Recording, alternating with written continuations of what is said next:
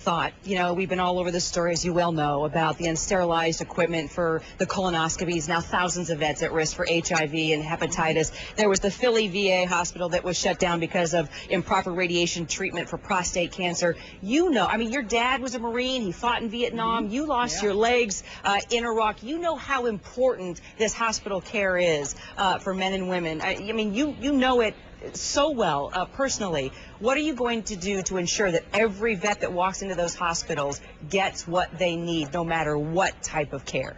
Well, this is why you hear about the colonoscopy and those situations, is those were self-reported by VA. Secretary Shinseki has made it very clear that we are going to have 100% transparency, and we are going to review every single procedures and those instruments that have not been cleaned properly for the last 3, 4, 5 years. That is no longer acceptable. This is why the Secretary is himself personally going out and visiting all of our VA hospitals across America to make sure that the message gets through that, you know, business as usual is no longer acceptable. We're going to be transparent. We're transforming VA. We're taking advantage of the landmark amount of money that the President has given us in our budget. And VA is going to be that shining light for veterans that it should and has often been. I wouldn't go anywhere else for care other than my VA facility. I'm very proud. I get the best care in the world.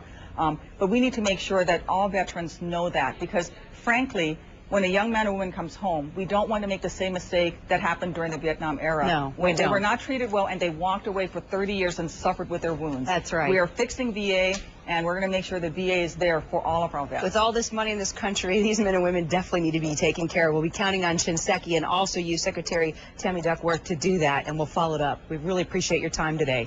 Thank you, Kira, for really shining a light on this topic. I appreciate your time. Well, if you or someone you know in the military needs help, the military does have a couple of good websites that you can turn to. There's a Defense Centers of Excellence. It has a site specifically for psychological help, and then the Army has a specific suicide prevention site, and there are several private groups that are helping out as well. You can go to taps.org. It helps military and its families deal with trauma, and also communityofveterans.org specifically provides support for vets who